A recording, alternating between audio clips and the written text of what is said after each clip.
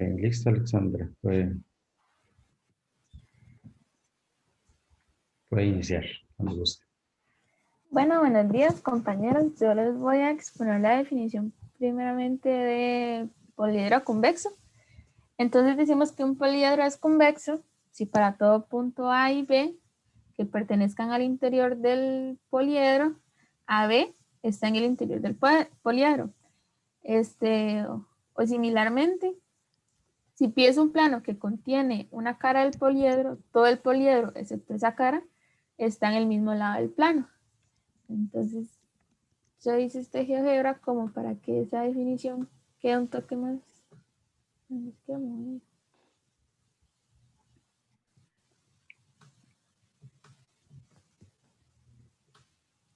Para que quede un poco más clara. Entonces, de este lado podemos ver lo que dice que todo el poliedro está del mismo lado, excepto esa cara. Entonces, no sé si ven como que resalta del plano. Sí.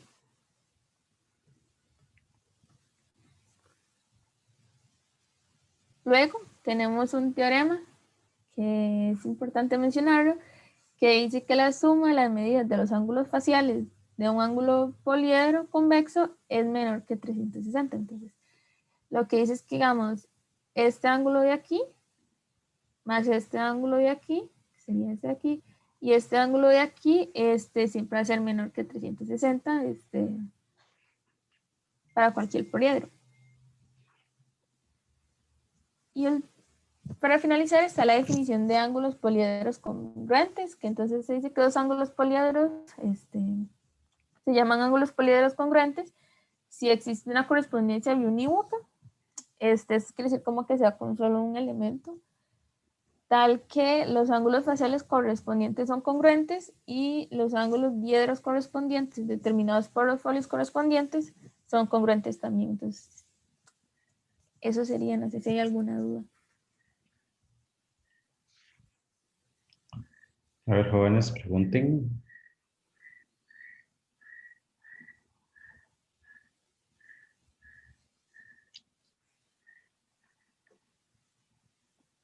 Se puede volver a la primera diapositiva. Ahí, exacto. ¿Qué relación tiene esa pregunta es para todos? ¿Qué relación tiene esa definición con la que vieron en Geometría 1? No sé si profundizaron en Geometría 1, porque es uno de los temas que tal vez uno ya no profundiza mucho. Con la definición de convexo, de convexidad, perdón, de convexidad. ¿Alguien se acuerda de la definición de convexidad? He dado cualesquiera dos puntos, el polígono es convexo si A y B están dentro de la figura, pues, no sé, Exacto. pertenecen a la figura. Sí, esa es la definición de convexidad. Que vean que es la misma en este caso, ¿verdad? Es la misma. Tal vez no, yo creo que no explicaste, Alexandra, lo del poliedro cóncavo, ¿verdad? O sea, ahí está el dibujo, nada más que tal vez no lo explicaste. ¿Por qué ese dibujo a la derecha no es convexo, por ejemplo? Porque, por ejemplo, si en este caso trazamos, no sé, un punto aquí y en este plano que está aquí y otro punto en este otro plano, si trazamos un segmento, el segmento va a estar, por así decirlo, no va a estar contenido dentro de la figura. Hay un espacio que no, el segmento no va a estar contenido. Exacto, exactamente. El otro detalle es que me faltó, ¿verdad? Y también que tal vez ahí a Brian le faltó, es explicar que el poliedro también está compuesto, o sea, el ángulo poliedro, ¿verdad? Está compuesto por es un sólido, por decirlo de cierta forma, ¿verdad? Entonces, por eso es que se puede decir que AB está en el interior del poliedro, porque si yo pongo un punto A en una cara facial, pero en un ángulo facial, y un punto B en otro ángulo, entonces AB está enteramente contenido en el poliedro, en el que es convexo, pero es porque todo lo que está ahí adentro de ese poliedro también es parte del poliedro, ¿verdad? Entonces, eso es importante, o sea, que visualizar el poliedro como un sólido, ¿verdad?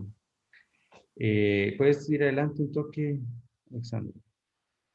Adelante, profe, esa es la primera. Sí, no, bueno, no sé, en la segunda. La segunda. Bueno, el teorema que es bastante interesante, y no, pero ahora yo creo que es la tercera. Eso, ¿Eh? sí. ¿Alguien dijo algo? Bueno, es que, digamos, vieras que yo no sé si aquí se lee esa P como el poliedro tal o ¿cuál era la otra palabra? Bueno, esa P cómo se lee, ¿Cuál P? esa P que está adelante, Eso. ¿sí? No, O la no. poligonal era, ya me acordé. No, no, no. O sea, ahí sí se lee así, dos ángulos poliedros P a su 1, a su 2, a su N. Ok. Ya eso no hay. Pero eso sí, ese P, tal y como Brian lo explicó, bueno, no lo explicó, pero que ahí lo puso, es el vértice. O sea, el primer puntito que aparece siempre en los ángulos poliedros es el vértice o ¿cómo era Brian? ¿El qué? La cúspide. La cúspide, exacto. Cúspide o vértice. Entonces, el primero que aparece sí es esa cúspide, ¿verdad? Y el resto son puntillos que pertenecen a los rayos, ¿verdad? Entonces, sí. Ahí lo importante es ver esta definición de poliedros congruentes, que al final es imaginarse dos ángulos, dos figuras congruentes, o sea, iguales, ¿verdad? Una en un lado, otra en otro, pero sí es imaginarse que son figuras iguales, que sería más o menos, por decirlo así, eh, las esquinas de nuestras casas, todas nuestras esquinas son poliedros congruentes, ¿verdad? Porque cumplen las características, ese par de características. ¿Ok? Bien, gracias, Alexandra. Entonces, para coevaluar a Alexandra, el código es 3214-139. Y ese no lo hago, ¿verdad, profe? ¿Perdón? Ese no lo hago. Exacto, eso no lo hace. Y sí, obviamente el que expone no se coevalúa. 3214-139. Voy a apuntarlo acá en el chat.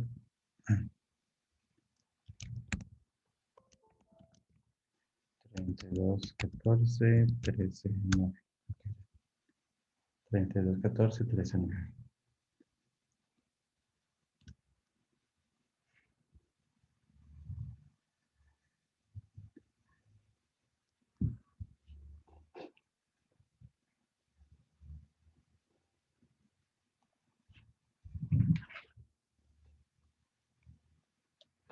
Hola compañeros, buenos días, ¿cómo están? ¿Cómo van a hacer? Gracias a Dios.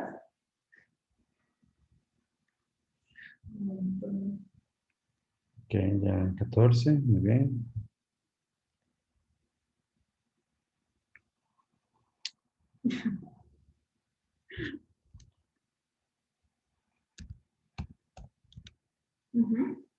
Enterado. Ok, todavía. Entonces, quien sigue es Yuri. Entonces voy a darle permisos a Yuri.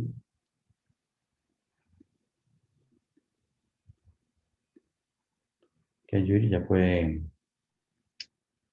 compartir, creo.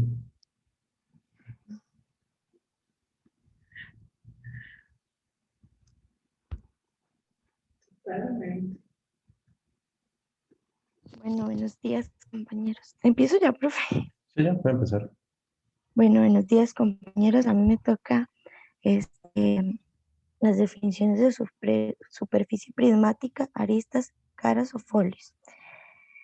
La primera, superficies prismáticas, sea un plano pi y una poligonal, que es la unión de P sub i más 1, digamos, de esos segmentos donde n, digo, donde i es 1 y n es cualquier número, ¿verdad? Esta poligonal va a estar contenida en el plano pi y L va a ser una recta en pi, de manera que la intersección de esa recta con el plano es un punto Q y Q va a estar en pi, ¿verdad? Por el quinto postulado de Euclides sabemos que para todo i, 1, para todo i es menor que 1, mayor que 1 y menor que n. De manera que existe un único L sub i y L sub i es una línea tal que L sub i es paralela a L y pi sub i pertenece a L sub i. De este modo, las rectas L1, L2 y L sub n son paralelas son paralelas 2 a 2 a cualquiera dos de ellas que están exactamente en el plano. En particular, L sub i y L sub i más 1 se denota como el semiplano determinado por la recta sub i que contiene el punto P sub i más 1 y se llama superficie prismática a la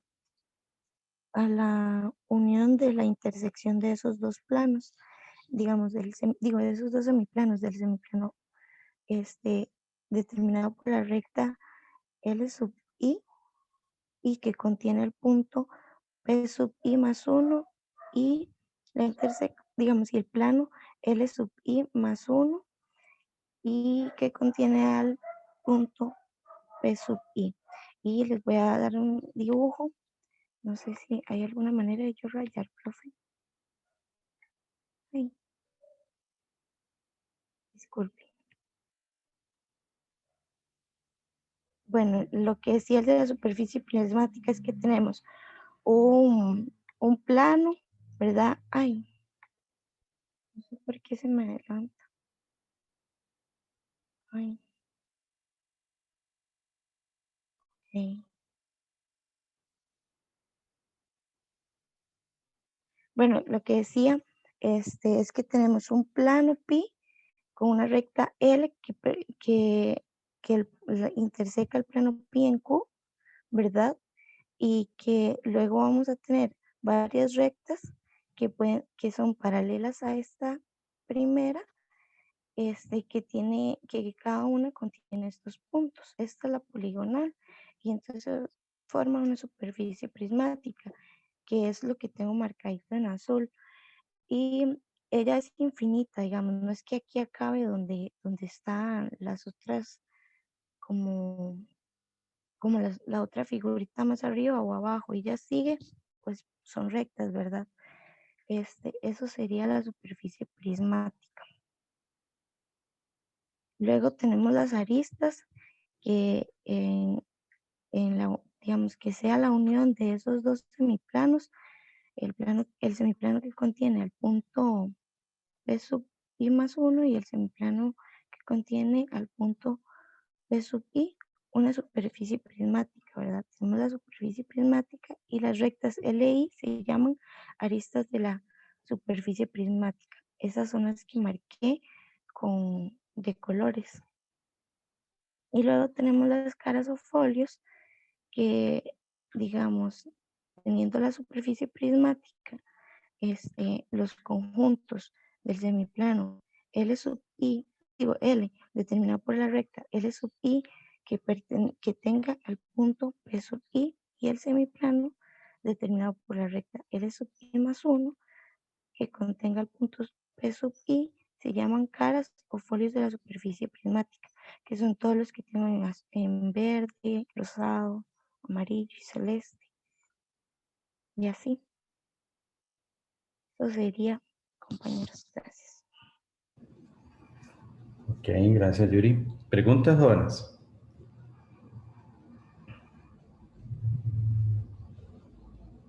Esta definición es muy importante, jóvenes, y tienen que tener muy clara. Tal vez si se va a la definición, Yuri. ¿Cómo? ¿Dudas a la definición, a la primera diapositiva, creo? Es ahí. ¿Preguntas, jóvenes? Esta definición es muy importante, y bueno, y aparte que es muy bonita, ¿verdad? Sí. Es un, por decirlo de cierta forma, es como un lacito ahí en el pastel, digamos, esta definición. ¿Dudas, preguntas con base en ella?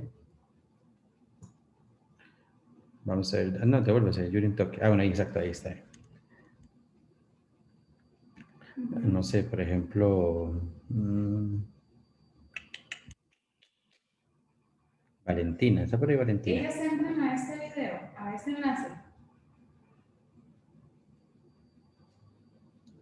Valentina.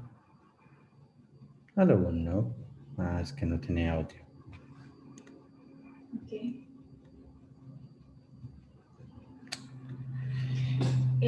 Bueno, Yolanda, es que Ellas ocupo entran a audio. este Ahorita enlace. le hago una pregunta a Valentina. Bueno, Yolanda. Sí, profe. Ujú. ¿Qué significa ese último unión ahí? De ahí, de esa definición, esa unión de ahora intersecciones. sí. No. Sí. El enlace al que ellos entran es a este, o entran a diferentes.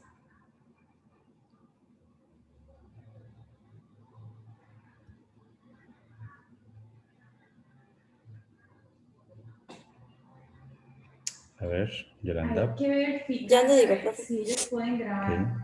Porque yo no sé si como vos lo generaste. Si quiere, y a veces hay si quiere problemas podemos ver la con imagen y dominio, me dices qué porque significa el ahí en la dominio de imagen nosotros eso. es diferente Si al quiere en la dominio de otra, estudiante. Yuri, Entonces puede ser que tengamos problemas. ahí.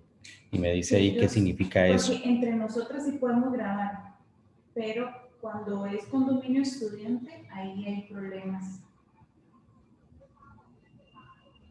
Profe, sería la figura que se forma la azul. Ajá, pero ¿por qué? O sea, ¿cómo se visualiza esa definición ahí? O Y sea, luego ¿qué nada más significa hay que eso? ver yo ya ahí tengo. Porque sí, obviamente sí sería el varias azul, pero chicas ¿por qué el azul? emplearon, pero no tengo el de Eli, el de Elia, el de Flor, no, perdón, el de Elia y el de Milagro. No lo encontré. El de ellas, el de Elia. Profe, la verdad y el no de sabría cómo Milagro es el explicarlo. único que Ok. que no lo tengo. ¿Está bien? Gracias. Yuri, devuélvase un toque, por favor. Ahí, exacto. De hecho, vean que de hecho van a ver que ese tipo de preguntas son las que van a salir en el examen tipo así, donde tienen que tener claro la definición, ¿verdad? Porque no es tanto tener claro el dibujo, porque yo creo que si todos vemos la superficie prismática y vemos el dibujo, lo vamos a entender, pero sí tienen que tener claro la definición, vean. Primero,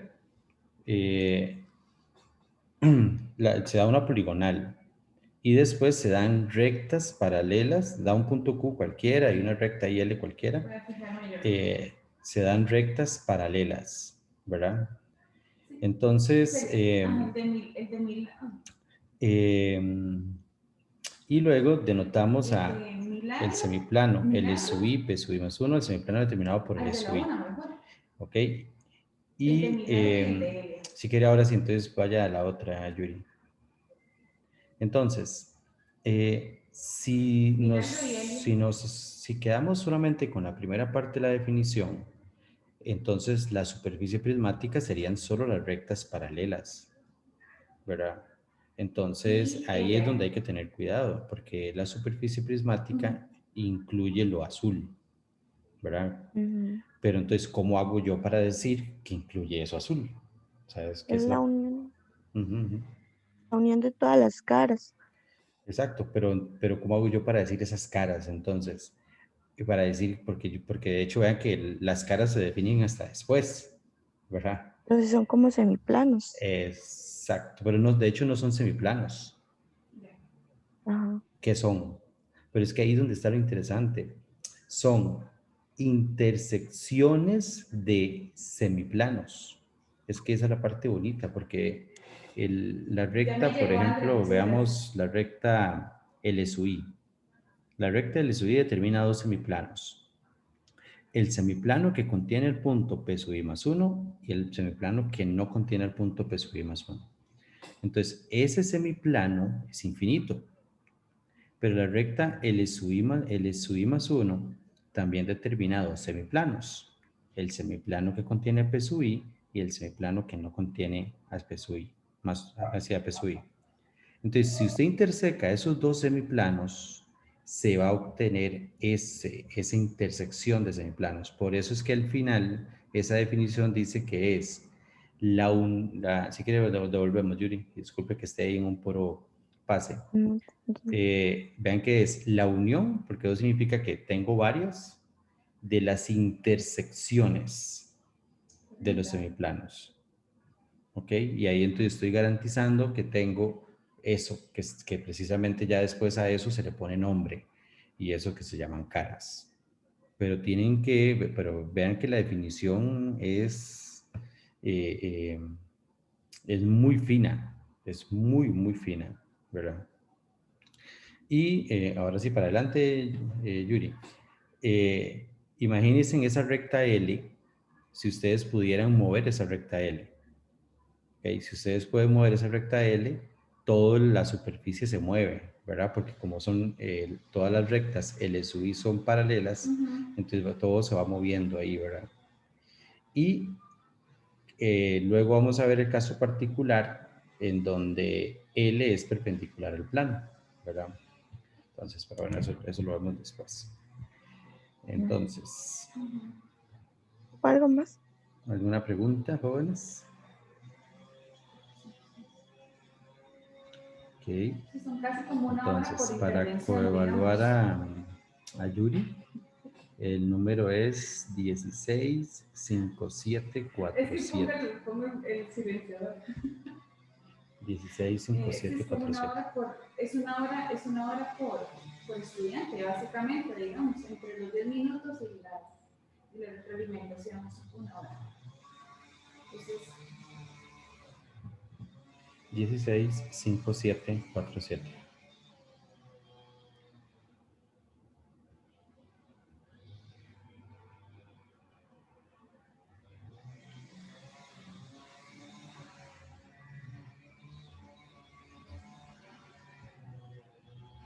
uh 165747.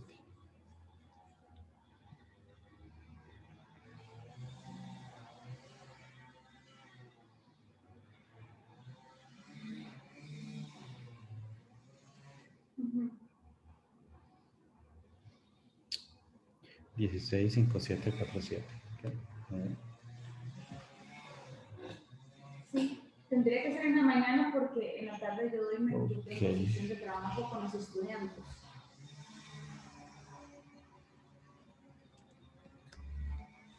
Bien, ahora voy dándole el permiso a Norman mientras termina ahí un par de personas que faltan.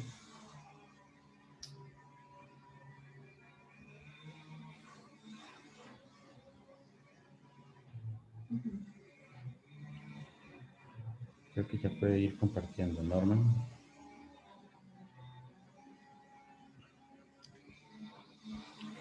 Okay, es importante que en la coevaluación, y no lo digo por Yuri, ¿verdad? Sino que en general seamos críticos, por ejemplo, a la hora de utilizar los materiales, si son los materiales que se están usando, demás. Porque, por ejemplo, en el caso de Yuri, por ejemplo, hacer esas figuritas con colores no es nada sencillo, ¿verdad? Supongo. Bueno, supongo no es nada sencillo. Entonces es importante que por un lado, ¿verdad? Que si se usan muy bien, reconocerlo, pero si no se usan bien o no, ¿verdad? Entonces también considerarlo dentro de la coevaluación, ¿verdad? Ok, dame un toque. Bueno, entonces, perfecto. Cuando guste, Norman. Buenos días, profesor, compañeros. Me correspondió explicar sobre la definición de la geratriz, y la definición de geratriz dice que sea un plano pi, una poligonal de unión que va de i igual a 1 a n, y los segmentos de p sub 1, p sub i más 1, y una poligonal contenida en el plano pi y una recta L tal que la intersección pi es en el punto Q, y Q no está contenido en la poligonal, y además la unión de I igual a 1 a N con la intersección de los semiplanos definidos por la recta L1 y el punto pi sub 1 más E sub I más 1, disculpe, y la intersección del plano que está en L sub 1, L sub I más 1 con el punto pi sub I, la superficie prismática. Entonces la recta se le llama la recta generatriz. La representación gráfica es que, y la recta generatriz, bueno, va a ser la encargada, creo, o la que va a ir generando la superficie prismática. Como ya lo explicó la compañera, entonces esta recta generatriz, la superficie prismática, va a ser la recta L, donde de esta recta va a ir generando estas rectas paralelas. De la recta L va a salir la paralela que va a contener el punto P sub N, y así se va a ir sobre alrededor de la poligonal que está contenida en el plano pi. Esta recta va a salir otra paralela que va a contener el punto pi sub n menos 1, y así va a salir otra recta paralela donde va a contener el punto p sub 3, y así se va a ir generando la superficie o las aristas de la superficie prismática. La siguiente definición es la directriz, y que sea el plano, sea pi un plano, y la poligonal que lleva de la unión de I igual a 1 a N, y el segmento de P sub 1 con P y sub I más 1, una poligonal contenida en plano pi, L una recta tal que L la intersección de L con pi es en el punto P, y P no está contenido en la poligonal, y la unión de I igual a 1 a N con el semiplano determinado por la recta L que contiene el punto P sub I más 1, intersección con el semiplano determinado por la recta L sub I más 1, que contiene el punto P, es una superficie prismática. Entonces a la poligonal se le llama la directriz. Podemos ver en este caso, usar la misma representación gráfica, porque la poligonal, la directriz va a ser esta poligonal, que en este caso va a ser la base de la superficie prismática, pero con respecto al plano, porque va a estar inscrita en el plano, o va a estar contenida en el plano pi. Y bueno, tenemos la siguiente definición que dice que la superficie prismática cerrada con una superficie prismática es cerrada convexa si su directriz es un plano convexo. Para esto hice un polígono convexo, y recordemos la definición de polígono convexo es que para cualesquiera dos puntos que esté en el interno del polígono, si se traza un segmento, el segmento tiene que estar enteramente contenido en el polígono. Entonces, esta directriz, la directriz que va a estar contenida en el plano va a ser polígono convexo, y va a ser así la superficie cerrada convexa. Y una sección transversal, dada la siguiente definición de sección transversal, dada una superficie prismática, si un plano alfa interseca todas las aristas, determina un conjunto llamado sección transversal.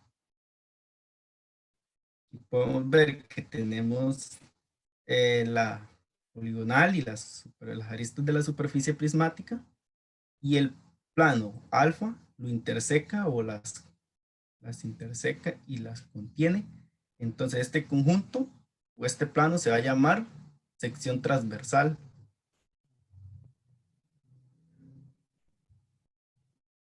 Muchas gracias. Una Ok, pregunta. dudas, preguntas, jóvenes.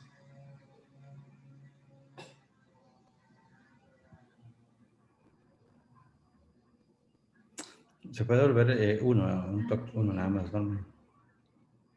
Hay una sección transversal. Vean, jóvenes, en la parte de sección transversal ustedes lo tienen que tener clarísimo, porque ustedes eso lo van a explicar en secundaria. Obviamente ahorita vamos a ver, no sección transversal, no esta definición de sección transversal, pero sí, por ejemplo, en secundaria se trabaja la sección transversal de los conos, de un cono y de un cilindro, por ejemplo.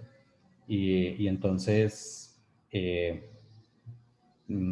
ahorita que estamos ya dando una primer definición de sección transversal, es muy importante que tengan claro qué es una sección transversal, como le digo, porque ya después cuando se trabajan con conos y demás, o incluso con los mismos prismas, se tiene que tener claro qué pasa, cuál es una sección transversal de un cono, por ejemplo. Pero, o si solamente existe, que eso depende de cómo esté el plano, se genera una u otra sección transversal. Entonces es importante eso. ¿Preguntas, jóvenes? ¿Dudas?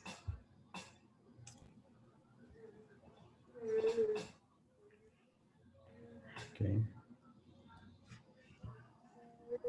Vean que esta es la continuación de realmente lo que Yuri expuso, ¿verdad? Que se le está poniendo nombres a ciertas cosas, a esas rectas que son muy importantes, a ese polígono que es muy importante, se le pone nombre, ¿verdad? Y esta definición de sección transversal también va a ser importante porque ahorita van a ver por qué, ¿verdad? Porque eso va a continuar. Entonces, para hacer la correlación de Norman, el número es 9880-651. 9880-651. Dejo compartir. Evaluación. Sí, si gusta. No lo hacen. Ok. Voy a anotarlo ahí en el chat. 9880-651. Perfecto. Bueno.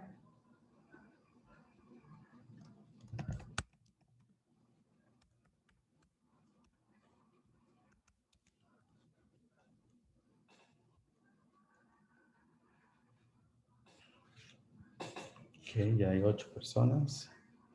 Ok. Listo. Gracias. Vamos para allá entonces.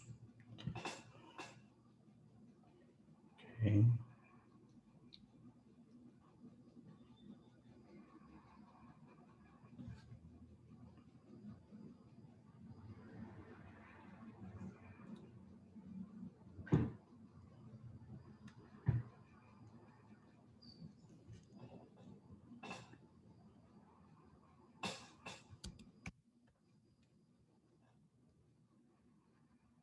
Y voy dándole permiso a Brian. Que es Fabricio, ¿verdad? Sí, bro.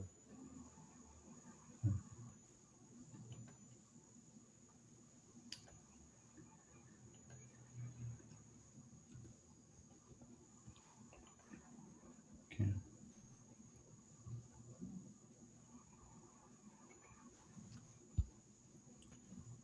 Entonces, si gusta, puede empezar, Fabricio. Okay.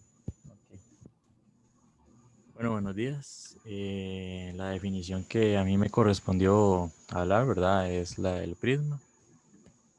Aquí hay unos ejemplos, ¿verdad? Para de los que ya conocemos como prismas. Pero bueno, en la definición que nos da el profe, ¿verdad? Y leo textualmente, es una superficie prismática cerrada convexa con dos secciones transversales determinadas por dos planos paralelos, alfa y beta, las cuales son respectivamente las siguientes, y se da la L, la generatriz, que ya los compañeros lo habían mencionado antes. También se da un punto M cualquiera de la región poligonal y una M', que es un punto de la región poligonal de la otra, tal que el segmento de ellos es paralela a la recta generatriz. La unión K de todos los segmentos se llama prisma. Pero bueno, ¿qué nos quiere decir esto realmente? Bueno, en un resumen, es que la unión de dos polígonos paralelos que al unirlos por segmentos forman un prisma.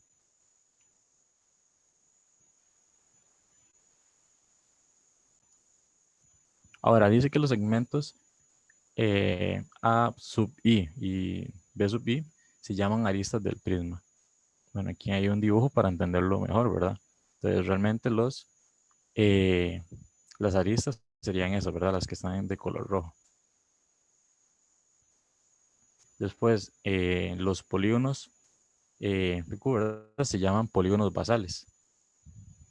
Y las regiones poligonales correspondientes a esos polígonos se llaman regiones basales o bases.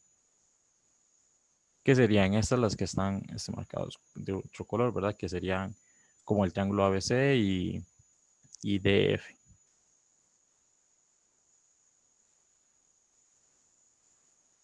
Ahora dice que dado un punto C que pertenezca a alfa, existe un único RR recta, tal que ese R es perpendicular a alfa en el punto C. Además, R es perpendicular a beta en punto D. El segmento CD se llama altura del prisma. Que en este caso, bueno, sería el segmento GH, altura del prisma que estamos tomando como ejemplo, ¿verdad? Ahora dice que los puntos A sub 1, A sub n, B sub 1, B sub n, se llaman los vértices. Que aquí en este caso serían A, B, C, D, E, F. Y dice que los cuadriláteros A sub I, B sub I, B sub I más 1, A sub I más 1 se llaman caras laterales. Que en este caso serían, sería realmente todo, ¿verdad? Todo el polígono, pero sin contar estos triángulos de aquí, A, B, C y D, E, F. Tomando ese mismo ejemplo, decimos que la suma de las áreas de las caras laterales se llaman área lateral del prisma.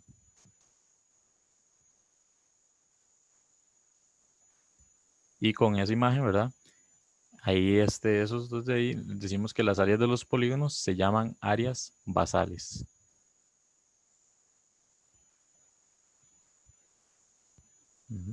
Eso sería. Ok, preguntas, jóvenes.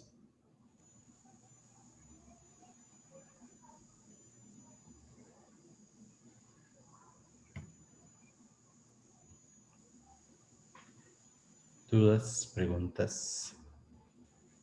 ¿Puedo volverse la primera?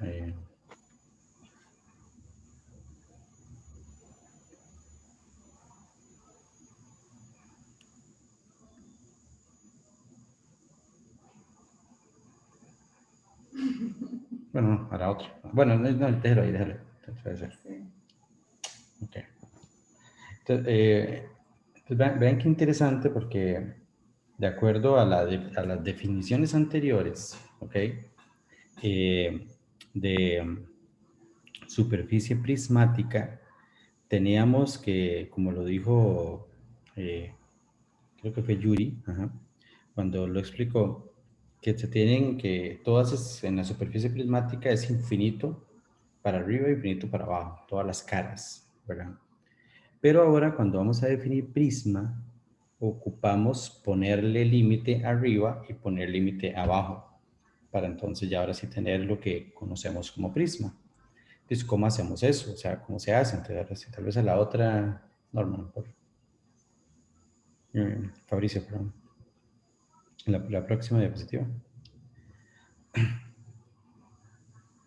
Entonces, para poder hacer eso, vean qué interesante, lo que se hace es que se traza una sección transversal, por eso yo les decía la importancia de la definición de sección transversal, una sección transversal arriba y una sección transversal abajo. Y entonces ya ahora voy a tener limitado, ¿verdad? La superficie prismática va a estar cerrada, ¿ok? Va a estar cerrada por un plano arriba y un plano abajo, ¿ok? Y ahí a partir de ahí entonces ya viene lo que se le llama prisma, que también la definición es interesantísimo. Vea que la definición de prisma es muy interesante. Y ya luego vienen todas las partes, ¿ok? Tal vez Norman, bueno, si quieres continuar, Norman, sí. En la otra. Ahí, más en la otra, donde aparecen las figuritas, más que todo. Exacto, ahí. Entonces, ahí, digamos, Norman presenta un caso particular de superficie prismática, porque de hecho, inclusive, ve que ahí los segmentos a sub i, b sub i, no hay un segmento de sub i, b sub i, sino que en la figura lo que aparece son lo que hizo Norman ahí arriba, que es con rojo, ¿verdad? El segmento BE, el segmento AC, el segmento CF, ¿verdad? Que es un caso particular, entonces, porque es un prisma triangular. Entonces, pero en general, el prisma, esa base, son polígonos, ¿verdad? Polígonos de n lados, y abajo también va a quedar un polígono de n lados.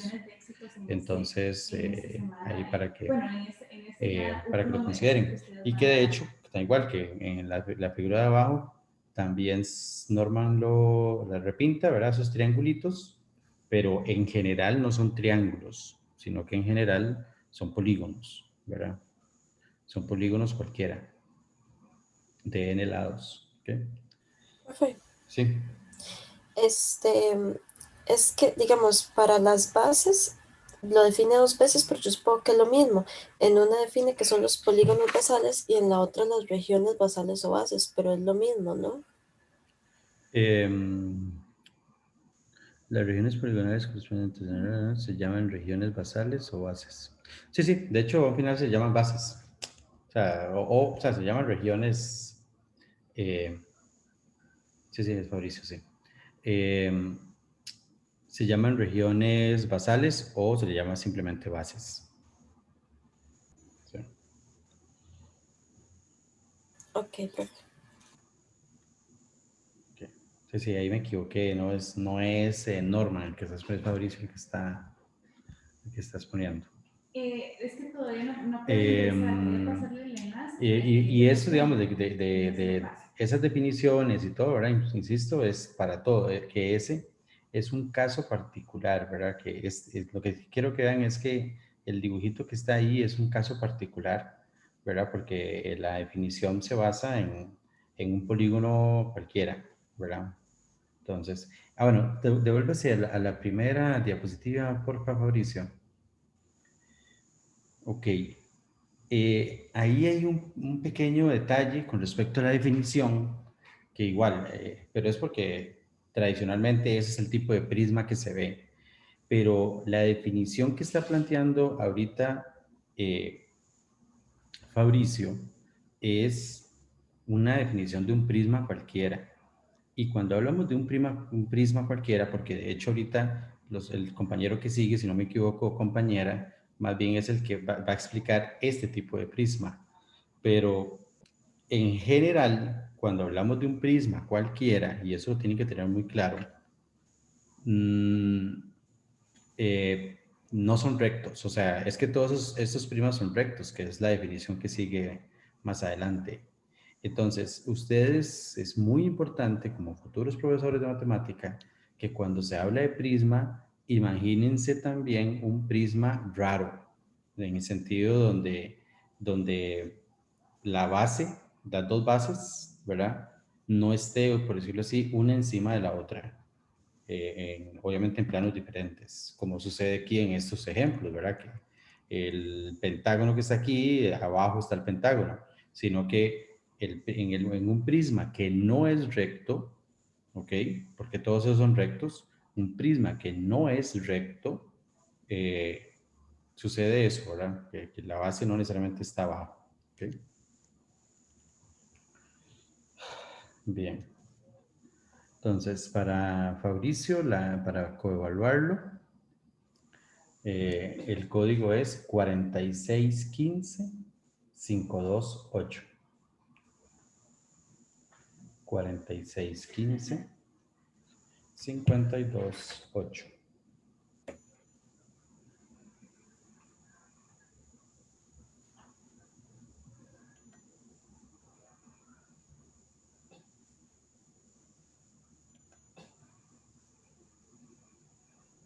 Cuarenta y seis, 15, 52, 8.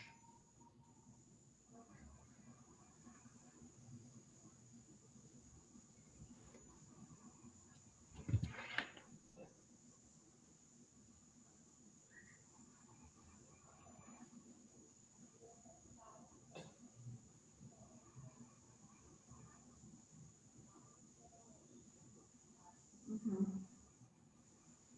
4, 6, 15, 52, 8.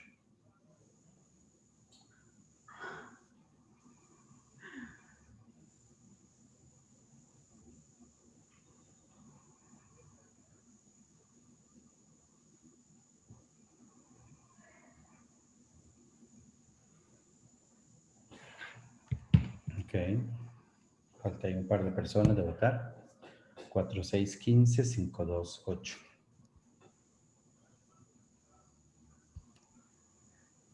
Con las presentaciones. Ujú.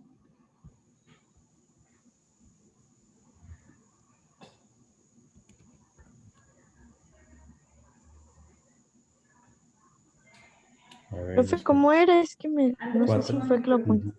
4, 6, 15, 5, 2, 8. Ok, gracias. 4, 6, 15, 5, 2, 8.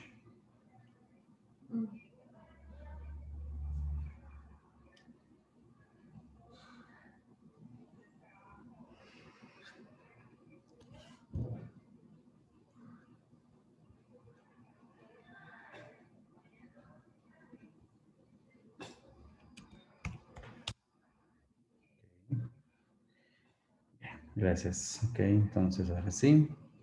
Y quien sigue sería Estrella.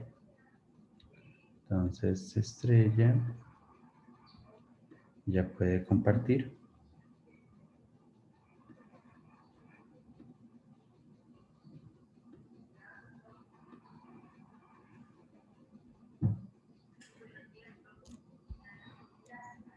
Puede empezar cuando guste, Estrella.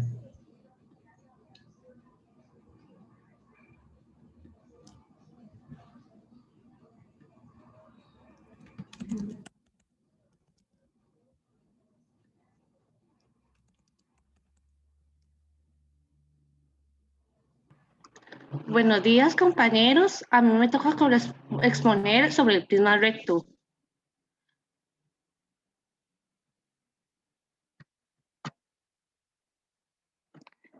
Un prisma recto es, primero nos damos dos planos que son paralelos, alfa y beta, donde la región basal P está contenida en alfa y Q está contenida en beta. Asimismo, tenemos esta recta L, que es la generatriz y que es perpendicular a ambos planos. Entonces, esto se denomina como prisma recto.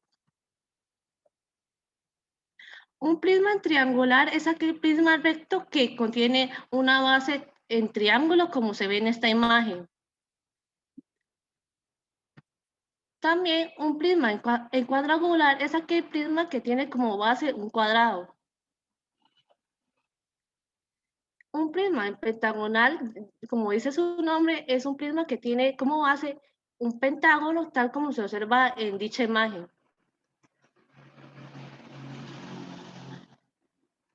Un prisma en diagonal, como dice su nombre, es el sufijo de su número de lados más la palabra agonal. En este caso yo solo quise dar dos ejemplos, pero existen muchos más. Por ejemplo, aquí me di un prisma de 10 lados, entonces el nombre es prisma decagonal, y aquí me di un prisma de 8 lados, que es prisma en octagonal. Un prisma regular es cuyo prisma que tiene como base un polígono regular. Un paralelepípedo es aquella que tiene como base un paralelogramo. Recordemos que un paralelogramo es aquella que tiene dos pares de lados paralelos. Un paralelepípedo rectangular es un prisma recto y además tiene como base un rectángulo. Y un cubo es un paralelepípedo rectangular cuyas aristas son todas congruentes. Y eso sería todo. No sé si tiene alguna duda. A ver, jóvenes, preguntas. Mira lo que les dije, ¿verdad? Que entonces ahorita Estrella lo que está haciendo es exponiendo. Si quieres, se devuelve a la número 3, Estrella, por favor. ¿La 3? Bueno, a la 2, por favor. Muy bonita. Ok. De hecho, vean que ahí esa figura precisamente es la que denota muy bien lo de las secciones transversales, los planos alfa, los planos beta, el polígono de arriba, el polígono de abajo, ¿verdad? Pero que, tal y como lo muestra Estrella allí, para hablar de prisma recto, la generatriz tiene que ser perpendicular al plano. Obviamente se sabe por un teorema que si es perpendicular a un plano va a ser perpendicular al otro porque alfa y beta son paralelos, es por un teorema, ¿verdad? Pero pero si ustedes se imaginan, o sea, si ustedes visualizan esa generatriz que no sea perpendicular, el prisma, o sea, sigue cumpliéndose la definición de prisma, pero lo que no se cumple es que sea prisma recto. Y ustedes, jóvenes, es muy importante que tengan bien claro eso. No todas las figuras de estereometría son rectas. Ya tienen que, principalmente porque se caen en muchos problemas. Por ejemplo, luego cuando vamos a ver la definición de pirámide, ahí se cae en un problema muy grande, ¿verdad? Por ejemplo, creo que Fabricio en las definiciones anteriores creo que dio la definición de altura, si no me equivoco, de un prisma. Y esa definición de altura, es verdad que sí, Fabricio, estaba la definición de altura. Sí, profe. ¿Y cuál era? Si me lo puede decir, por favor. Era, bueno, el segmento, digamos, en este ejemplo que está proyectando ahorita sería PQ, pero que sea perpendicular. Exacto. Entonces, ¿qué es la distancia entre los planos entre las secciones transversales? ¿Verdad? Pero en un prisma que no es recto, bueno, más bien, en un problema que se cae o un vicio que se cae, es decir que la altura, inmediatamente decir que la altura es PQ o que la altura es, por ejemplo, A sub 1 B sub 1, que la altura de un prisma es esa. Y eso no es cierto siempre. Es cierto en los prismas rectos, pero en los prismas que no son rectos, la altura no es la medida de una ¿cómo se llama esto? De las aristas.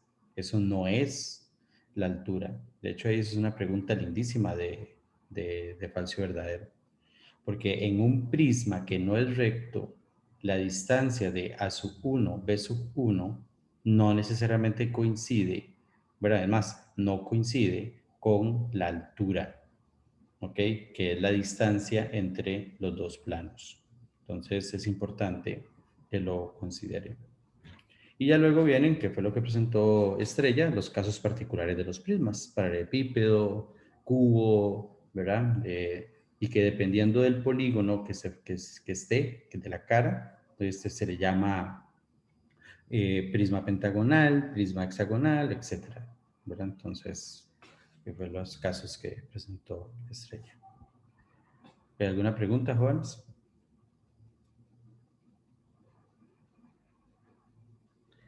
Ok. Entonces, Profe, yo tengo una pregunta. Claro. Cuando se habla de un prismas rectos, ¿es por las rectas que se van no sé, a plantear por la generatriz? ¿O es por el corte que se hace con las bases? Es por la generatriz. Exacto, o sea, la generatriz es la que me va a decir a mí si el prisma es recto o no. Porque la generatriz es la que me precisamente genera, ¿verdad? Las rectas, el montón de rectas paralelas, ¿verdad? Si quiere, Estrella, en la próxima diapositiva un toque nada más para explicar esa parte. Entonces vea que ahí la recta L, ¿ok? Recuerden que la definición de prisma viene de superficie prismática. Entonces, como viene de superficie prismática, entonces todas esas rectas A sub I, B sub I, dependen de L. Y si yo muevo L, si L no es perpendicular, el prisma deja de ser recto. ¿Ok? Bueno, profe, gracias. Ok. Bien, entonces para la coevaluación de estrella, el código es 6560855. 6560855.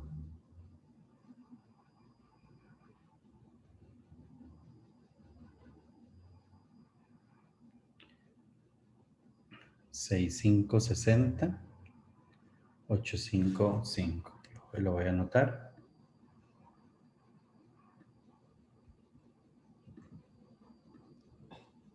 Se me olvidó.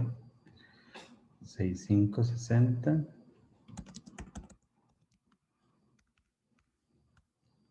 855.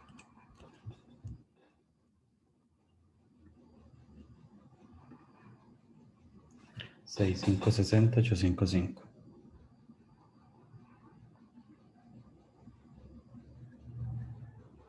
Ok, faltan unas 4 personas.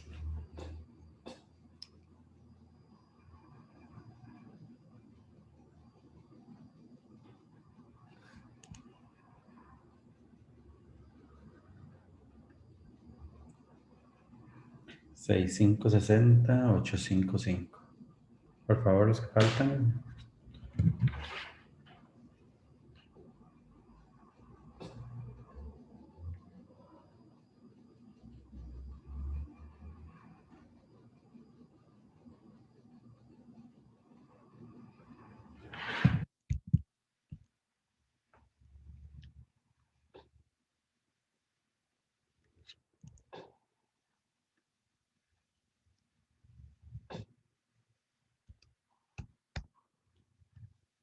Ok. Entonces ahora seguimos con Yancini. Voy dándole. Vayan terminando los que faltan de hacer la coevaluación.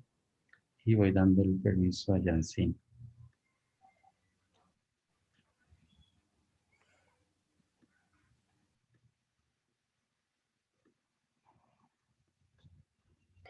Profe, yo se le estoy intentando entrar a la... Sí. No, ya le di a aceptar. Más que a veces dura un rato, dependiendo de la conexión, dura un rato ingresando.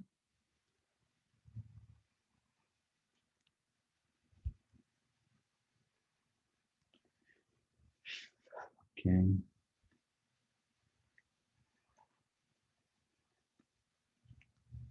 Puede iniciar cuando guste, yo sé. Profesor No, Yancini. yo no, perdón. Es que como ¿Me ahorita escucha? sí, puede iniciar Yancini. Bueno, yo les voy a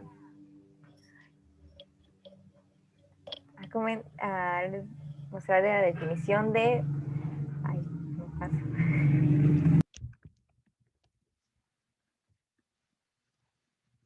Voy, profe, porque yo creo que se pegó.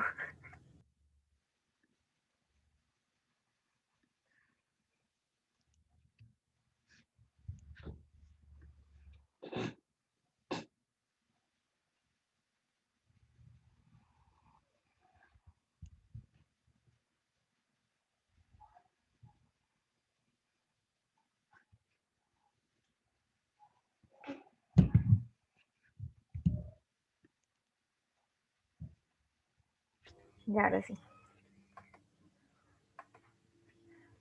Bueno. ¿Qué son las diagonales de un paralelepípedo? Entonces, sean dos planos paralelos, alfa y beta, un prisma determinado por alfa con regiones basales de la poligonal de A sub 1 hasta A sub n, y con Q desde B sub 1 hasta B sub n, tal que la poligonal de A sub 1 hasta A sub n está contenido en alfa, que en este caso sería el plano celeste, y Q que va desde B sub 1 hasta B sub n, que está contenido en beta, y pues P y Q son paralelogramos. Entonces, considera el paralelepípedo de vértices A sub 1, A sub 2, A sub 3, A sub 4, B sub 1, B sub 2, B sub 3, B sub 4. Entonces, los segmentos desde A sub 1 hasta B sub 3, desde A sub 2 hasta B sub 4, y el segmento A sub 3 hasta B sub 1, y el segmento A sub 4 hasta B sub 2, esos son los que se les llaman diagonales de un paralelepípedo. Ahora, la siguiente definición son las dimensiones de un paralelepípedo. Entonces, igual, sean dos planos paralelos, alfa y beta, un prisma determinado por alfa y beta con regiones basales, tal de que va desde la A sub 1 hasta A sub n, y Q desde B sub 1 hasta B sub n, tal que P está contenido en alfa y Q, la poligonal, desde B sub 1 hasta B sub n está contenido en beta. Y además, P y Q son paralelogramos. Entonces, consideremos el paralelepípedo de vértices A sub 1, A sub 2, A sub 3, A sub 4, B sub 1, B sub 2, B sub 3, B sub 4, donde las longitudes de tres aristas son congruentes en un vértice. Por ejemplo, desde B sub 1 hasta A sub 2, desde B sub 4 hasta B sub 1, ¿verdad? Y desde B sub 2 hasta B sub 3. Entonces voy a mostrarles.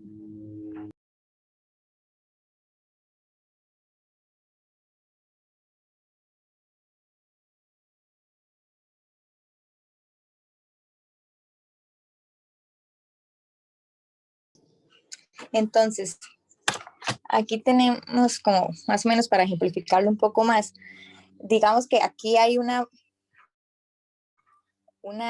área basal y esa es la otra, ¿verdad? Entonces aquí tenemos el punto A sub 1 y B sub 3. Entonces, esas serían las diagonales de un paralelepípedo que va desde un vértice de la cara basal hasta el otro vértice opuesto. Yo no puedo decir que esto es una poligonal porque está por fuera, entonces por decirlo así tiene que estar por dentro. Entonces aquí sería una, aquí sería otra, y pues se repite, entonces son 4.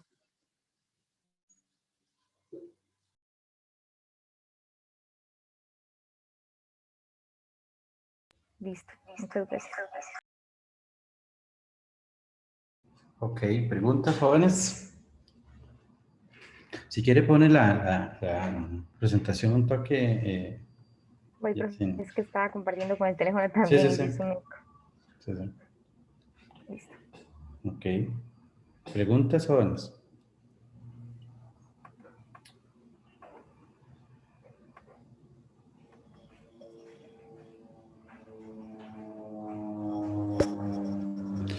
Si quieres se pone en la 2 un toque, ya sé, ¿no? Ok. Allí en esa hay un pequeño errorcillo. ¿Cuál es el pequeño errorcillo? El dibujo. Exacto. Que no es un paralelepípedo. Un paralelepípedo tiene que cumplir con que tiene 6 caras laterales y pues, entonces de hecho fue como porque en la definición que usted dio, pues bueno, que está en el folleto está mala, porque llega y se considera como etcétera, de a los otros segmentos, profe, entonces, no sé, yo considero que ese etcétera lo deja como muy abierto, puesto que solo faltaba dar un segmento y ahí está como incluyendo otros segmentos que, pues, que no corresponden. Sí, ahí el detalle es este, de que es lo que iba a comentar. La definición, tal y como lo explicó Jansini, está bien, lo de diagonal de un paralelepípedo, pero No sé si fue que faltó, o sea, que me faltó darle la definición o el material falta, pero esa definición, ese dibujito que está presentando Jansini existe y la definición existe, que es la diagonal de un prisma, ¿verdad? En general, ¿verdad? Entonces, ese dibujito ahí es exacta, y ahí se muestra bien, es una diagonal de ese prisma. Pero entonces, para que sepan que también, que no solamente existen diagonales de paralelepípedos, sino que también existen diagonales de prismas en general. Sin embargo, tradicionalmente, no se trabaja más que todo el paralelepípedo, ¿verdad?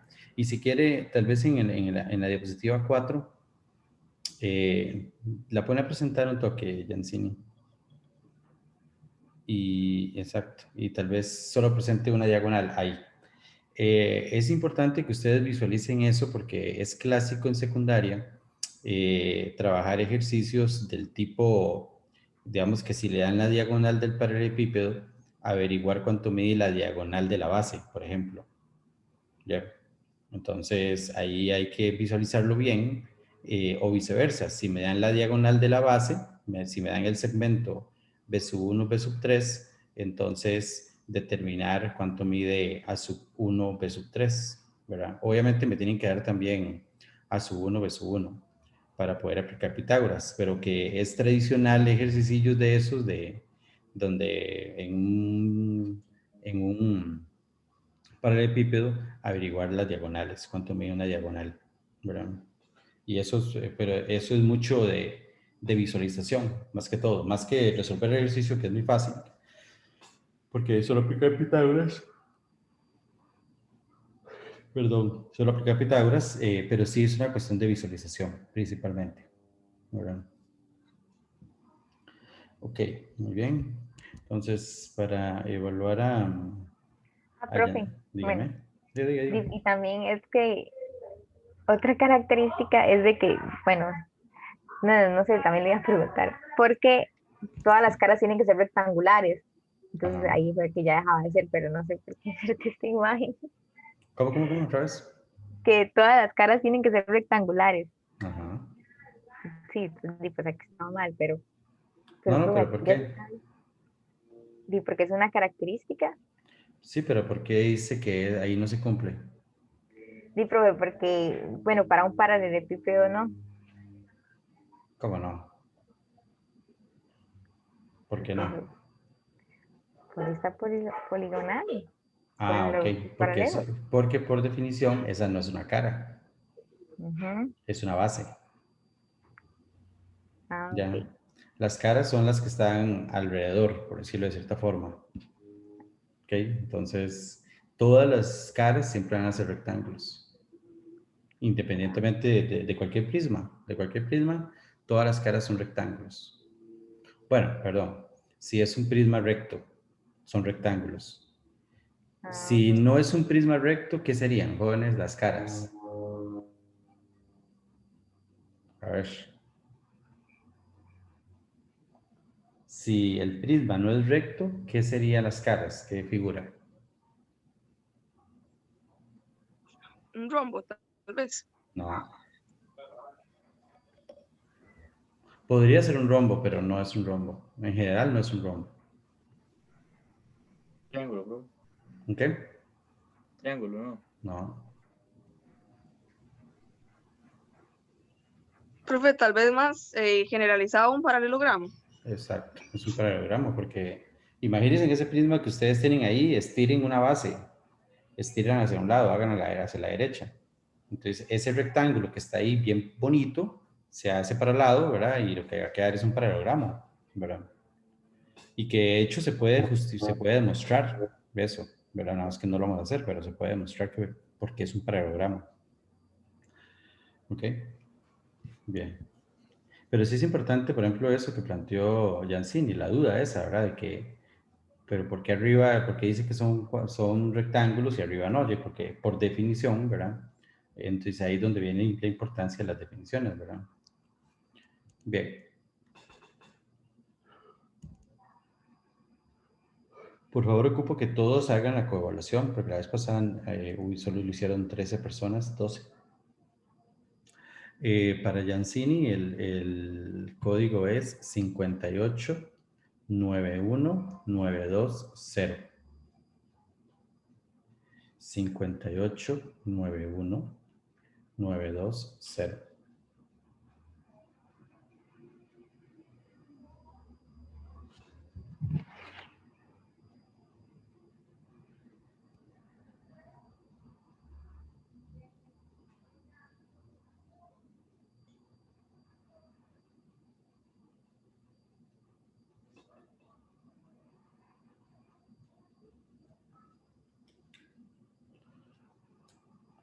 Cinco ocho nueve uno nueve dos cero.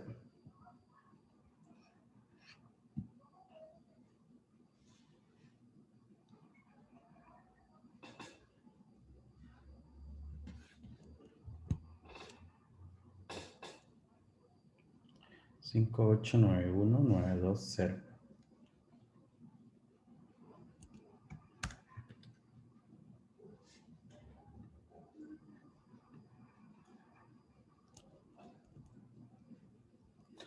Voy dándole permiso a...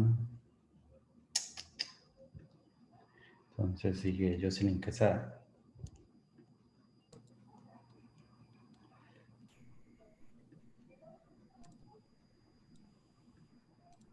Que puede ir compartiendo, Jocelyn. Gracias, profe. ¿Eh?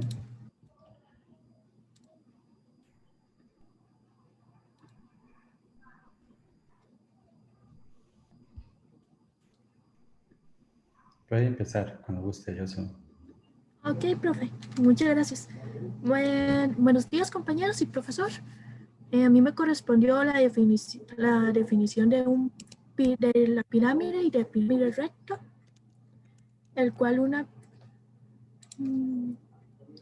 una pirámide por definición es un ángulo poliedro convexo y un plano que intersecta todas sus aristas en una determinada sección transversal.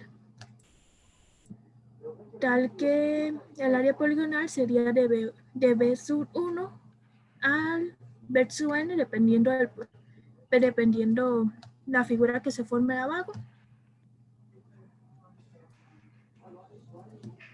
Y sea P cualquier punto de la región poligonal de B sub 1 a B sub n, se llama pirámide de vértice B a la unión de todos los segmentos de B a P, dependiendo de donde esté el punto. Las características de una pirámide serían que de B a B sub, dependiendo del B sub n, sea B sub 1, B sub 3, se llaman aristas, es decir, el segmento de aquí hasta acá. La base se llama base a la región poligonal de B sub 1 a B sub n. En este ejemplo sería de B sub 1 a B sub 7. Todo esto sería la base. Y el punto B sería el vértice o el cúspide de la pirámide. Si la región diagonal determina por el vértice, en este caso sería el B, y dos vértices de la región poligonal consecutivos, pues en este ejemplo sería B sub 2 y B sub 1, se determina una cara. Es decir, la cara sería del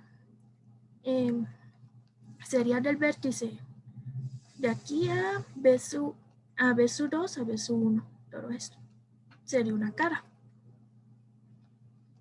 Y la unión de todas las caras laterales se llamaría superficie lateral.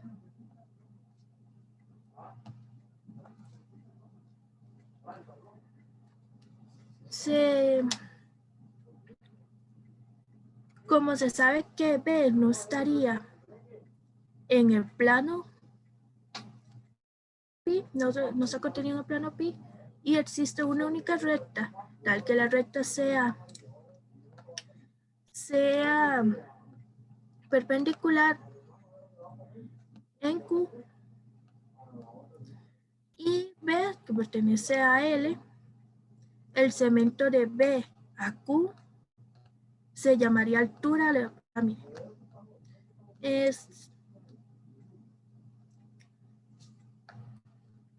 En este caso sería este que tenemos de aquí, que sería de B a Q, que es un segmento perpendicular a la región basal, por lo tanto sería la altura.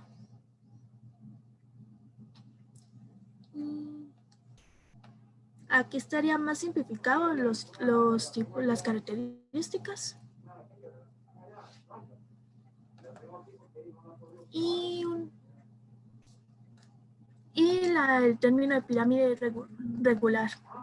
Me disculpo al principio, dije pirámide recta. En realidad sería la pirámide regular lo que voy a exponer.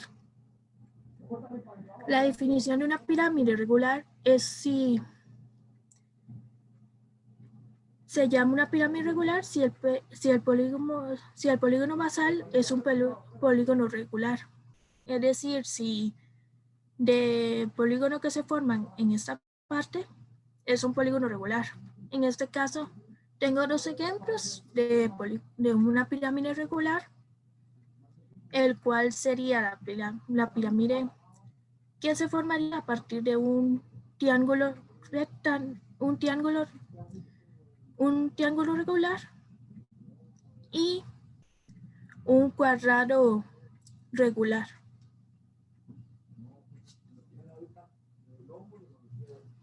Las características de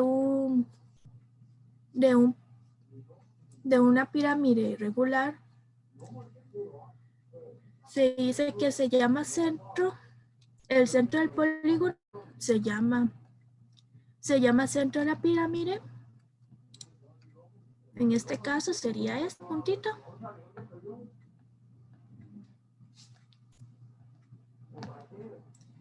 Y se llama pirámide regular recta, una pirámide regular de vértice B y de centro P, tal que B y P es perpendicular al plano basal. Y si la base de la pirámide, disculpe, es una pirámide triangular, si es triangular, se llama pirámide triangular, disculpe. Y si la base sería un cuadrilátero, disculpe, sería una pirámide cuadranticular, y así sucesivamente dependiendo de la figura que se forme en el área basal. Y eso sería todo. ¿Alguna pregunta? A ver, jóvenes, preguntas, dudas.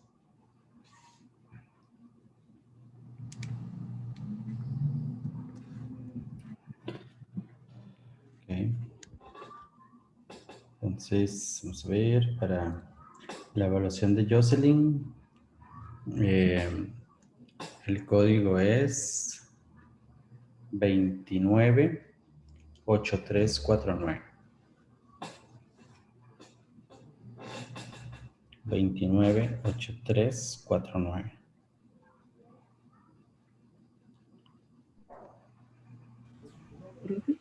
Dígame. Es que tengo, bueno, es una duda ahí en la definición de altura de la pirámide. Ok, sí que ya casi la vemos. Vamos, evaluemos. Sí, ¿Me puede repetir el código? sí, sí. Primero evaluemos y ahorita vemos la definición, esos detalles. ¿Está bien? 298349. Ay, ya se me perdió. ¿Cómo? Profe, ¿cuál es el código? 29 29. 8349.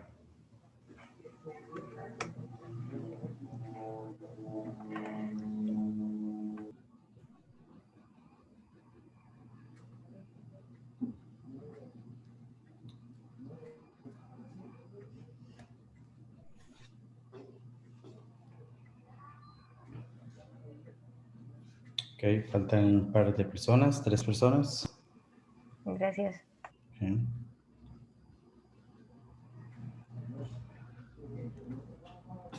Veintinueve, 8349. Ok. Entonces, ok. Ahora sí, ¿cuál es la pregunta? No, profe, ahí es que ahí menciona que él es perpendicular a alfa, entonces no sé si ahí más bien sería pi, ¿no? Ese plano alfa.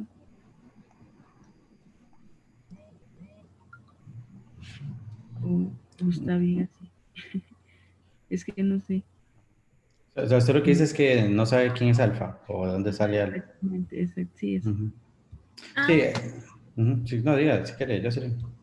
No, profe, tranquilo, es que digámosle, el alfa en este caso, lo que tengo entendido sería el plano que se forma en la región basal. Digamos, al principio había dicho que había un plano que cortaba el ángulo poliedro, el cual se forma en la región basal de... me disculpa un momento para poner la carga a la punta. Okay. Sí, exacto, pero es lo que acaba de decir Jocelyn, que es que ese plano alfa que no se ve, o sea, porque ahí en la figura no está, es el plano que contiene esa base, que es la sección transversal, que de hecho en el primer, que si quieres se devuelve a la primera diapositiva. Exacto, ahí. Entonces, vean que ahí, digamos, en esa sección transversal, ahí, digamos, primero que todo, lo bonito de esto es que vean que para definir pirámide se basa en una definición que ya tenemos, que fue la que dio Brian al inicio, la definición de ángulo poliedro. Entonces ya se basa en eso. Y entonces nada más que dice que para poder hablar de pirámide tengo que cortar, porque el ángulo poliedro es infinito. Lo mismo que pasaba con la superficie prismática, es infinita. Entonces ocupo cortarlo y para cortarlo entonces paso un plano, que es esa sección transversal que está ahí. Ese plano que está ahí a la derecha, ese es el plano alfa. Entonces, si yo trazo una perpendicular desde V a ese plano, ahí tendría la altura. ¿Okay? ¿Está bien? Sí, profe, gracias. Vean que la definición bueno, aquí que dio un montón de definiciones, Jocelyn, relacionadas a la pirámide, porque igual sucede lo mismo que con prisma. La pirámide puede ser recta, puede ser que no sea recta. De hecho, por ejemplo, la figura a la derecha de esa diapositiva, esa pirámide no es recta, ¿verdad? Y entonces es interesante, digamos, de que pueden haber pirámides rectas y pirámides no rectas, ¿verdad? Entonces es importante. En realidad sí, profe. Como no sabía bien cómo qué poner, entonces intenté hacer varias figuras de pirámides para diferenciar que pueden ser diferentes. Sí, exacto. Muy bien, entonces vamos a ver. Hay gente que no está coevaluando, ¿ok? Y si están aquí conectados simplemente por estarlo, entonces mejor se salen y listo. ¿Perdón? Ujú. Sí, Si no hay una otra pregunta, ¿dejo de compartir? sí, sí, puede dejar de compartir. ¿O no? No, ya puede dejar de compartir. Pero, por ejemplo, si hay gente que está aquí conectada y no están siguiendo las exposiciones, entonces mejor se salen. Pero sí tienen que, la idea es que de la parte de la coevaluación es eso, o sea, es poder ver lo que los compañeros hacen, el trabajo que ellos hacen, que también se esforzaron, así como ustedes, y por ende hay que coevaluarlos. ¿Bien? Bien, entonces sigue Jocelyn Torres. Profe, Sí, ¿me escucha? sí, Profe, tengo muchos problemas de conexión, entonces si se me sale mientras estoy hablando, para avisarle. ok. Y Yuri es la que me va a compartir la presentación. Ah, bueno, igual Yuri ya, Profe. ya puede compartirla, entonces puede hacerlo, Yuri.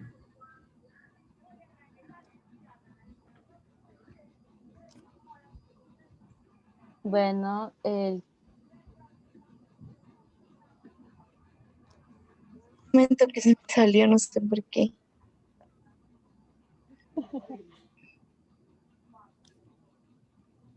bueno, estamos con el tema de elementos de estereometría y función volumen. A mí me corresponde hablar sobre la definición del cilindro.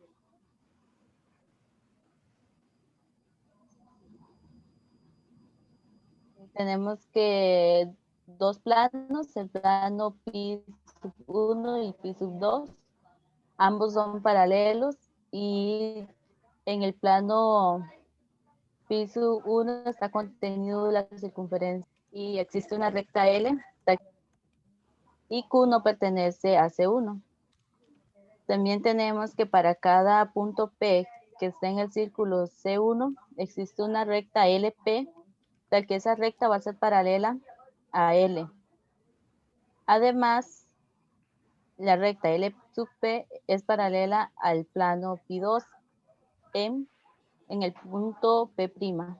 La unión de todos estos segmentos de P y P' se llama cilindro. Y el conjunto de todos los puntos P' está en el círculo C2. ¿La pasa, Yuri? Sí, yo ya la pasé, pero es que seguro por el internet no te cargo. Yuri, Ajá. Ok. Yuri, nos sigue pasando porque iba a aparecer las imágenes. Okay. Los círculos C sub 1 y C sub 2 se llaman bases del cilindro. La unión de los segmentos P y P' con P que pertenezca al círculo C1 y P' que pertenezca al círculo C2 se llama superficie cilíndrica o lateral. Después tenemos que dado C, un punto C que pertenezca a pi sub 2, existe una única recta R, tal que R va a ser perpendicular al plano pi2 en el punto C. Además, R también va a ser perpendicular al plano pi1 en D. Y el segmento, y por último, si tenemos una recta L que es perpendicular a pi1 en Q, el cilindro, ¿sí? Es circular recto. Y esto sería toda la definición de cilindro. Es todo como muy básico. Ok. ¿Preguntas, jóvenes?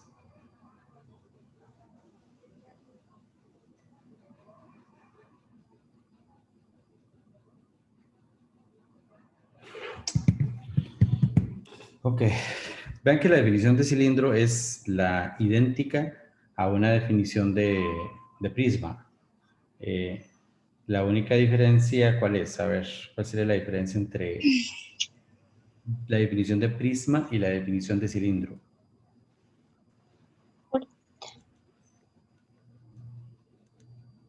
Ujú. Bases, Yuri, profe. ¿perdón? Las bases. Ujú. Que la base, si quieres se pone en la diapositiva 2, Yuri, por favor. Exacto, que en el caso de del prisma, la, la directriz es un polígono, mientras que en el caso del cilindro, la directriz es un círculo. Entonces, esa es la diferencia. Bien, entonces, para coevaluar a Jocelyn Torres, el código es 1610-339.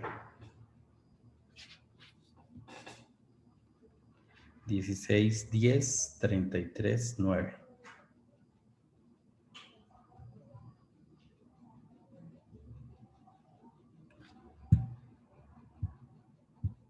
Dieciséis, 10-33-9.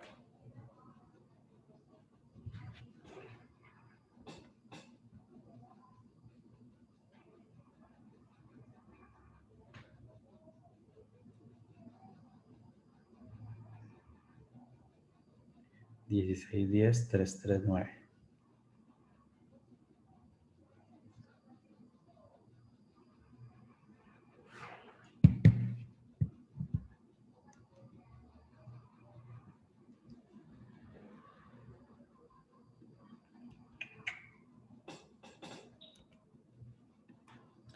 Y bueno, Andrés Vega va a ir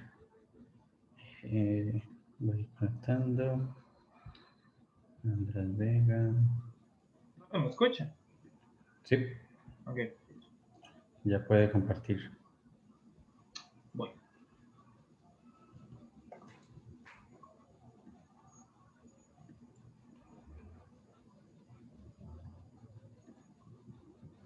Profe, me dice que no puedo compartir, mami. La anfitrión inhabilitó la función de compartir los pantallas.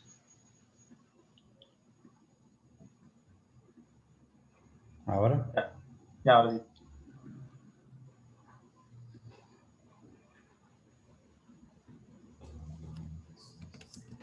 Eso. Bueno, ahí. Buenos días, compañeros. Dado que me correspondía presentar sobre el cono, no realicé una presentación, sino que preferí hacer la construcción mientras daba la definición, porque es realmente corto. Entonces, veamos. Dice, definiciones. Para definir el cono tenemos, sea una circunferencia en un plano pi. Entonces, tenemos aquí una circunferencia, la que llamamos C, en un plano pi. Está en un plano. V, un punto tal que V está por aquí. V lo tenemos por acá. Y sea P cualquier punto del círculo C, la unión de todos los segmentos VP se llama cono. Entonces, cualquier punto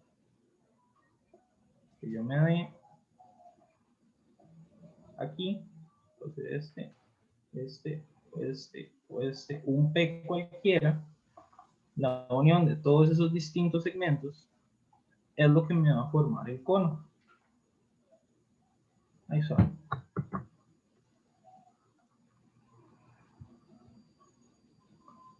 Es lo que me forma el cono.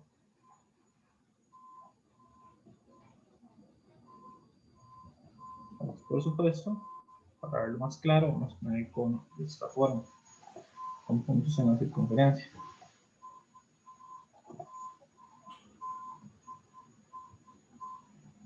Entonces, la unión de todos esos segmentos, todos con los infinitos puntos que se encuentran en la circunferencia C, es lo que me forma el cono, que es un prisma.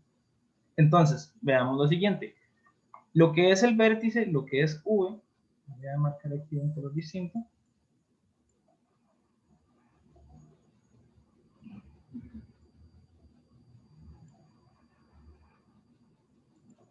lo que es el que es V se conoce como el vértice o la cúspide del cono.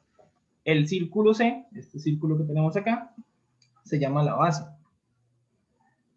El segmento VQ, que vamos a dibujar por acá, tenemos por aquí un punto Q.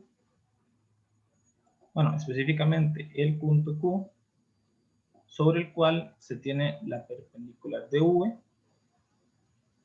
la perpendicular sobre el plano pi que contiene a V. Entonces, aquí tenemos perpendicular. Y aquí el punto Q. Y eso es lo que vamos a tener como la altura del cono.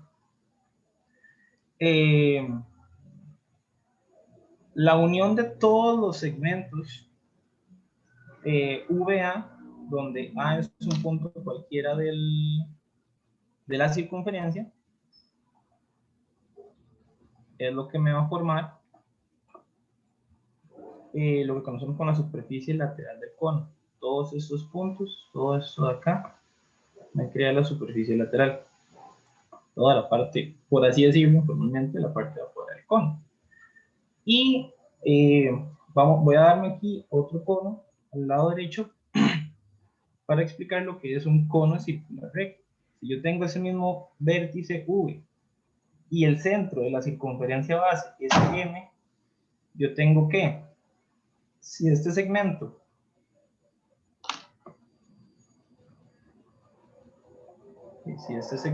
es el perpendicular a la circunferencia, o el plano pi más bien, perdón, entonces esto se llama cono circular recto, que es básicamente decir que la altura, lo que habíamos definido antes como el segmento VQ, contiene al centro de la circunferencia base. Entonces, automáticamente, esto se me conviene en un cono circular recto. Y así de simple. Ya nada más para cerrar un teorema que no vamos a exponerlo, ¿verdad? Nada más para mostrar lo que decía. El teorema que viene a continuación de la definición del cono, que es el teorema 1012, dice que sea un cono con vértice V y una circunferencia de base con centro P contenida en un plano pi. Esta circunferencia está en un plano pi. Sea un plano alfa, este plano verde de acá, que es paralelo a pi y que determina una sección transversal circular, lo que habíamos visto antes de la sección transversal, con centro en Q, acá.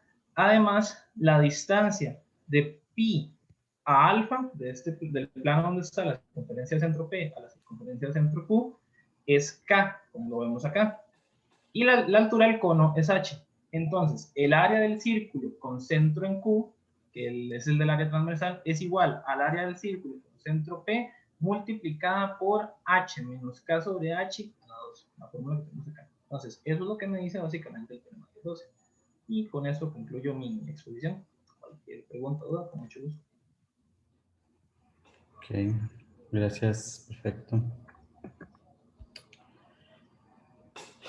Bien, entonces para la coevaluación de Andrés, el código es 2946579. 2946579.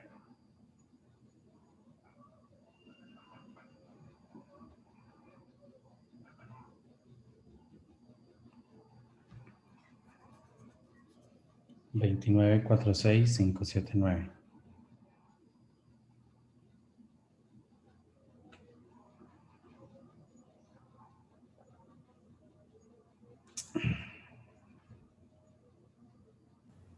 Profe, ¿podría repetirlo? 29, 4, 6, 5, 7, 9.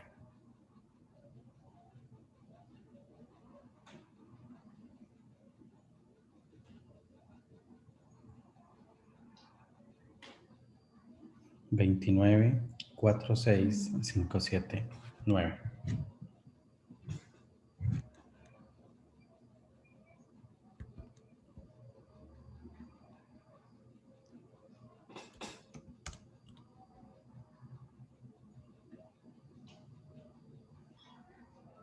Ok, voy dando el permiso a Nicolás.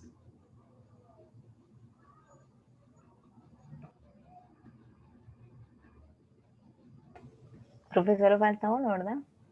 Sí, ya, Nicolás, nada más.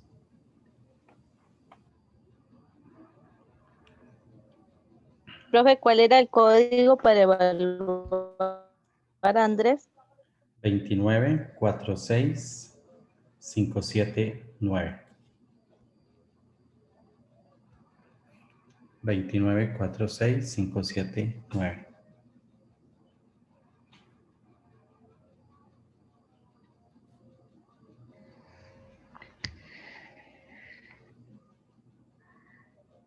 Sí, se me escucha, profe. Sí, Nicolás.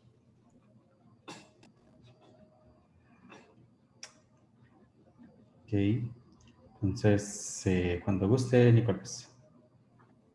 Ok. Buenos días a todos. Mi presentación es sobre la función volumen. Entonces veamos la definición del volumen. O sea, V minúscula, el conjunto de todos los conjuntos del espacio E que son medibles. Se considera una función V que va de V minúscula a los números reales, llamada función volumen, al que para todo X, que X pertenece a V minúscula, V de X es mayor o igual a 0, donde V de X se llama el volumen de X.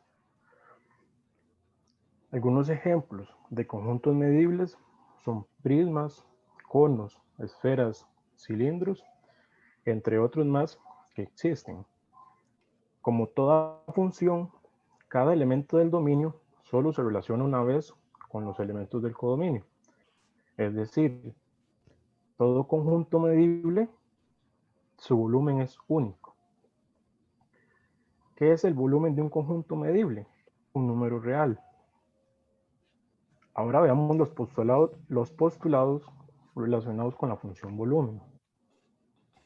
Recordemos que un postulado es una proposición que se acepta como cierta sin necesidad de probarlo. Entonces, primero tenemos que todo conjunto convexo está en V. Después, para todo par de conjuntos medibles, ocurre que la unión, la intersección y la diferencia de los dos conjuntos está en el dominio de la función. Por tanto, les corresponde un valor real. Después, para todo par de conjuntos medibles, si uno está contenido en el otro, entonces el volumen del que está contenido es menor o igual del que lo tiene contenido. Para todo par de conjuntos medibles, si su intersección es vacía, entonces el volumen de la unión de ambos conjuntos se define como el volumen de uno más el volumen del otro. Aquí que la condición de que la intersección sea vacía es porque si usted los va a sumar, la intersección no es vacía, estaría sumando dos veces esa parte de la intersección. Después tenemos el volumen de un paralelepípedo, es el producto del área de la base por su altura. Acá tenemos ejemplos de paralelepípedos. Tenemos el ortoedro, en el que todas sus caras son rectangulares, el cubo, donde todas sus caras son cuadradas, el romboedro, todas sus caras son rombos, el romboedro, todas sus caras son romboides.